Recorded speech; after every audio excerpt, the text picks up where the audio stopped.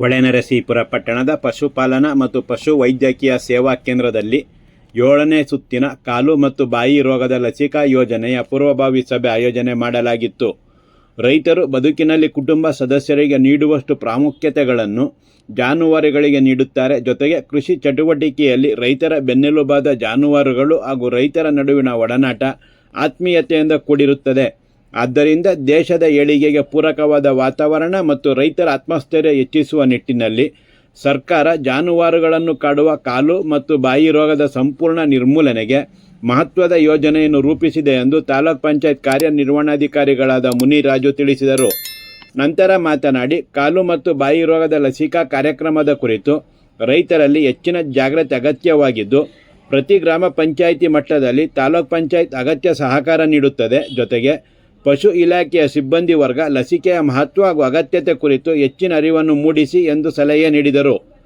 ಪಶುಪಾಲನಾ ಮತ್ತು ಪಶುವೈದ್ಯಕೀಯ ಸೇವಾ ಕೇಂದ್ರದ ಸಹಾಯಕ ನಿರ್ದೇಶಕರಾದ ಡಾಕ್ಟರ್ ತಿಪ್ಪೇಸ್ವಾಮಿ ಅವರು ಮಾತನಾಡಿ, ತಾಲೂಕಿನ 208 ಗ್ರಾಮಗಳು ಮತ್ತು ಪುರಸಭೆ ವ್ಯಾಪ್ತಿಯ 23 ವಾರ್ಡುಗಳಲ್ಲಿ ಒಟ್ಟು 74,382 ಜಾನುವಾರುಗಳು ಇದ್ದು, ಎಲ್ಲ ಜಾನುವಾರುಗಳಿಗೂ ಲಸಿಕೆ ತಪ್ಪದೇ ನೀಡುವ ಉದ್ದೇಶದಿಂದ ವೈದ್ಯರುಗಳಾದ doctor Nuthan, doctor Nida, doctor Tejaswini ಹಾಗೂ ಡಾಕ್ಟರ್ ಸೈಯದ್ ಸುಹೇಬ್ ನೇತೃತ್ವದಲ್ಲಿ 4 ತಂಡಗಳನ್ನು ರಚಿಸಿ ಏಪ್ರಿಲ್ 26ರಿಂದ ಜೂನ್ 4ರವರೆಗೆ ನಿರಂತರವಾಗಿ ಬೆಳಗ್ಗೆ 7 ಗಂಟೆಯಿಂದ 10 ಗಂಟೆಯ ತನಕ ಪ್ರತಿ ಮನೆಗೆ ಭೇಟಿ ನೀಡಿ FMD ಲಸಿಕೆ ನೀಡಲಾಗುತ್ತದೆ ಮತ್ತು ಚರ್ಮಗಂಟು ರೋಗಕ್ಕೆ LSD ಲಸಿಕೆ ನೀಡಲಾಗುತ್ತದೆ ಎಂದರು.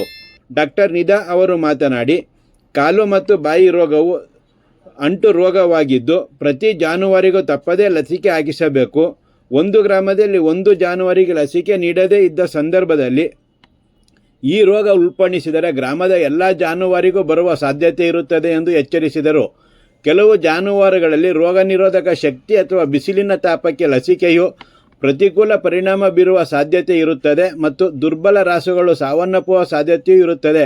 ಆದರೆ ಲಸಿಕೆಯಿಂದ ರಾಸು ಸಾವನ್ನಪ್ಪಿತ್ತು ಎಂದು ಅರ್ಥೈಸಿಕೊಂಡು ರೈತರು ಲಸಿಕೆ ಹಾಕಿಸದೇ ಇದ್ದರೆ ಬಹಳ ನಷ್ಟ ಉಂಟಾಗುವ ಸಾಧ್ಯತೆ ಹೆಚ್ಚು ಎಂದು ಎಚ್ಚರಿಸಿದರು.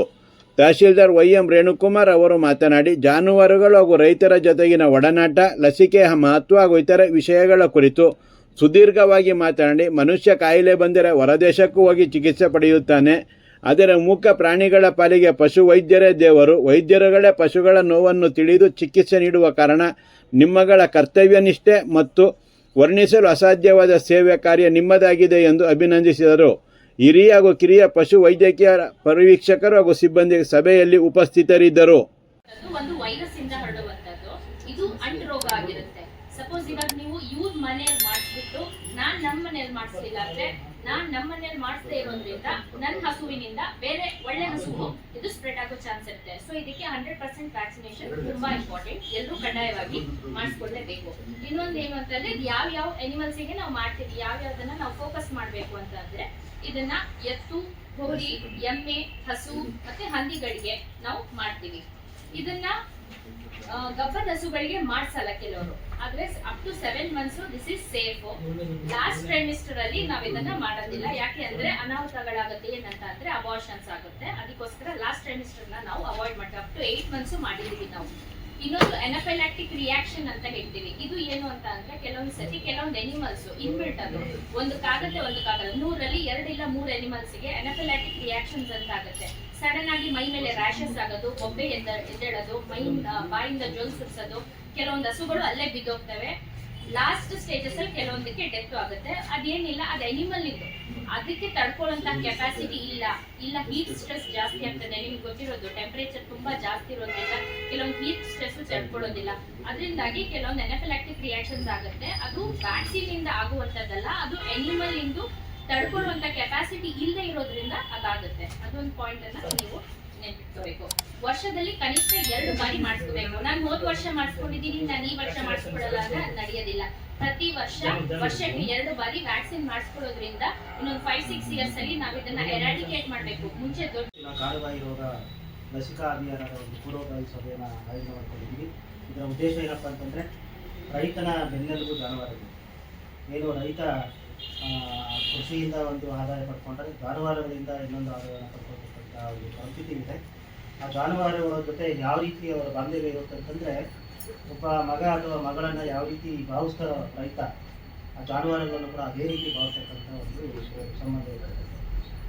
ಆ ನಿಟ್ಟಿನಲ್ಲಿ ಒಂದು ಕುಟುಂಬದಲ್ಲಿ ಒಂದು ಜಾನುವಾರನೋ ಹಸುನೋ ಎತ್ತೋ ಎಣ್ಣೆನೋ ಕಳ್ಕೊಂಡ್ರೆ ಅವ್ನು ಇಡೀ ಮಗನನ್ನೋ ಮಗಳನ್ನು ಕಳ್ಕೊಳ್ತಕ್ಕಂಥ ಫೀಲ್ ಆಗ್ತದೆ.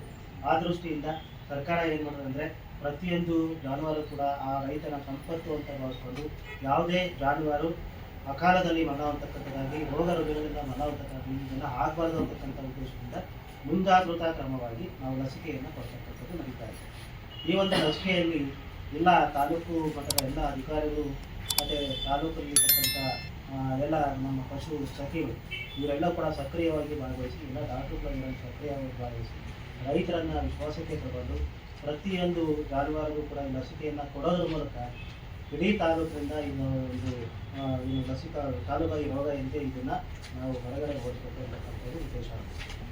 ಇಲ್ಲಿ ಯಾರಾದರೂ ಒಂದು ಊರಲ್ಲಿ ಒಂದು ಕುಟುಂಬ ಅಥವಾ ಒಂದು ಜಾನುವಾರಿಗೆ ಇದನ್ನು ಬಿಟ್ಟೋದಾಗಿ ನಾವು ಕಂಡ್ರೆ ಇದು ಸಾಂಕ್ರಾಮಿಕ ರೋಗ ಆಗಿರೋದ್ರಿಂದ ಒಬ್ಬರಿಂದ ಒಂದು ಹಸುವಿಂದ ಇನ್ನೊಂದು ಹಸುಗಳಿಗೆ, ಒಂದು ಜಾನುವಾರಿಂದ ಇನ್ನೊಂದು ಜಾನುವಾರಿಗೆ ಹರಡ್ತಕ್ಕಂಥ ಒಂದು ಸಂದರ್ಭ ಜಾಸ್ತಿ ಇದೆ. ಆ ದೃಷ್ಟಿಯಿಂದ ಏಕಕಾಲದಲ್ಲಿ ಇಡೀ ಕರ್ನಾಟಕದಲ್ಲಿ ಒಂದೇ ಸಂದರ್ಭದಲ್ಲಿ ಇದನ್ನು ಅಭಿಯಾನವನ್ನು ಹಮ್ಮಿಕೊಂಡಿರ್ತಕ್ಕಂಥದ್ದು. ಈ ಸಂದರ್ಭಗಳಲ್ಲಿ ನಾವು ಅದನ್ನು ಯಾವುದೇ ಕಾರಣಕ್ಕೂ ಒಂದು ಜಾನುವಾರು ಕೂಡ ಬಿಟ್ಟು ಹೋಗಬೇಕು. ನಾವು ಪೂರ್ಣ ಪ್ರಮಾಣದಲ್ಲಿ ಲಸಿಕಾ ಅಭಿಯಾನವನ್ನು ಯಶಸ್ವಿಗೊಳಿಸಿ ನಮ್ಮ ಹೊಳೆಶ್ವರ ತಾಲೂಕಿನಲ್ಲಿ ಟೋಟಲ್ ಎಲ್ಲ ಜಾನುವಾರುಗಳ ಸಂಖ್ಯೆ ಎಮ್ಮೆ ಹಸು ಸೇರಿ 74,382 ಜಾನುವಾರುಗಳನ್ನು ಅಂಕಿಅಂಶ ಪ್ರಕಾರ ನಾವು ತಯಾರು ಮಾಡಿದ್ವಿ. ಈ ಜಾನುವಾರುಗಳಿಗೆ 2 ಲಸಿಕೆಗಳನ್ನು ಹಾಕೋಕ್ಕೆ ಪ್ರಾರಂಭ ಮಾಡ್ತಾ ಇದ್ವಿ. 26/4/2025ರಿಂದ 4 ಜೂನ್ 25ವರೆಗೆ ಮಾಡ್ತಾ ಇದ್ವಿ.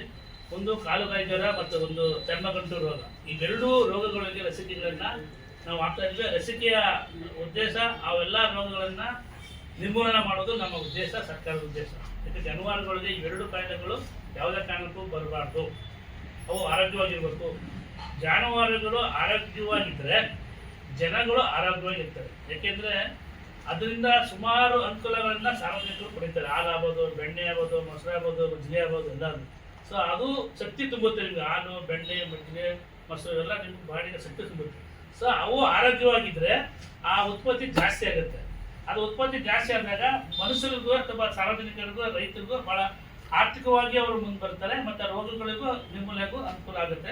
ಹಾಗಾಗಿ ನಮ್ಮ ತಾಲೂಕಿನಲ್ಲಿ 210 ವಿಲೇಜ್ಗಳನ್ನು ನಾವು ಟೀಮ್ ಮಾಡ್ತಾ ಇದ್ವಿ. ಇದಕ್ಕೆ 33 ಜನ ಟೀಮನ್ನು ರೆಡಿ ಮಾಡಿದ್ದಾರೆ ನಮ್ಮ ವೆಟರ್ನರಿ ಡಿಪಾರ್ಟ್ಮೆಂಟ್ AD ಅವರು, ತಿಪ್ಪಸ್ವಾಮಿಯವರು. ಅದನ್ನು 4 ಟೀಮ್ ಅಂತೂ ಸುಧಾ ಮಾಡಿದ್ರು, 4 ಟೀಮ್. ಸೊ ಅದು ವ್ಯಾಕ್ಸಿನೇಷನ್ ಏನು 74,382 ಜಾನುವಾರುಗಳಿದೆ, ಅಷ್ಟು ಜಾನುವಾರುಗಳಿಗೂ ಸಾಕಾಗುವಷ್ಟು ವ್ಯಾಕ್ಸಿನೇಷನ್ ನಮ್ಮದು ಐ ಮೀನ್ ಇನ್ ಸ್ಟೋರೇಜ್. ಈಗಾಗಲೇ ಸ್ಟೋರೇಜ್ ಆಗಿದೆ. ಆ ಸ್ಟೋರೇಜನ್ನು ನಾವು ಮಾಡ್ತೀವಿ. 7th ರೌಂಡ್ ನಾವೀಗೇನು ಈ ಲಸಿಕೆ ಕಾರ್ಯಕ್ರಮ ಹಾಕ್ತಾ ಇದ್ದೀವಿ, 7th ರೌಂಡ್ ನಾವು ಕೊಡ್ತಾ ಇದ್ದೀವಿ. ಇದನ್ನ ಎಲ್ಲ ಸಾರ್ವಜನಿಕರು, ಎಲ್ಲ ಜಾನುವಾರುಗಳು ತಲುಪಬೇಕು. ಹೆಚ್ಚಿನಾಗಿ ನಮ್ಮ ಪಶು ಸಖಿಯದ್ದು ಜವಾಬ್ದಾರಿ ಜಾಸ್ತಿ ಇದೆ. ಸೊ ಈ ಥರ ನಾನು ಈ ವರ್ಷ ರಿಕ್ವೆಸ್ಟ್ ಮಾಡಿದ್ದೀನಿ. ಎಲ್ಲ ಪಂಚಾಯತಿ PDOಗೆ ಒಂದು ಸರ್ಕ್ಯುಲೇಷನ್ ಇಶ್ಯೂ ಮಾಡಿ ಈ ಕಾರ್ಯಕ್ರಮದಲ್ಲಿ ಎಲ್ಲರೂ ಭಾಗವಹಿಸಿ ತಮ್ಮ ಪಂಚಾಯತಿ ವ್ಯಾಪ್ತಿಯಲ್ಲಿ ಸುದೀರ್ಘವಾಗಿ ರೈತರಿಗೆ, ಸಾರ್ವಜನಿಕರಿಗೆ ಮನದಟ್ಟಾಗಬೇಕು ಮತ್ತು ಪ್ರಚಾರ ಆಗಬೇಕು.